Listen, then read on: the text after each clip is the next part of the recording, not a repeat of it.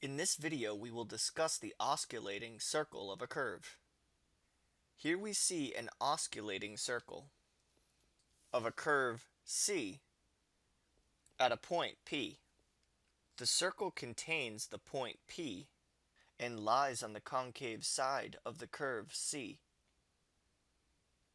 The circle has the same tangent and inner normal as the curve at point P, and it lies in the osculating plane, which is determined by the unit tangent and unit normal vectors of the curve at the point P.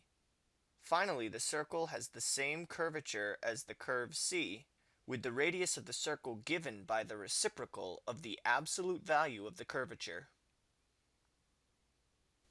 This problem asks us to find the equation of the osculating circle for the graph of y equals 2 sine x at x equals pi over 2.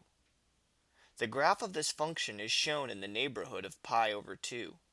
So we need to find the equation of the circle that looks something like this, that passes through the point on the curve at pi over 2, and has the same curvature as the curve in the vicinity of pi over 2.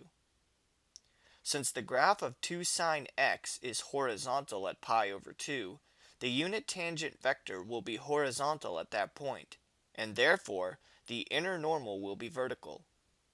That means that in order to find the equation of the circle in this example, we need only find the radius of the circle, since the circle's center will be located directly below the point on the curve at pi over 2. Now the radius is equal to the reciprocal of the curvature kappa. There are multiple ways to find kappa depending on the form of the function defining the curve. When the curve is given in the form y equals f of x, as we have, we can use the formula that defines the curvature in terms of derivatives of y, provided they both exist. So the first and second derivatives will need to be calculated, and since the function is a sine function, both derivatives exist. For our given function, the first derivative, y prime, is equal to 2 cosine x, and we'll need its value at pi over 2, so let's note that as well. Y prime at pi over 2 is equal to 0, since the cosine of pi over 2 is 0. The second derivative, y double prime, is equal to negative 2 sine x, and its value at pi over 2 is negative 2, since the sine of pi over 2 is 1.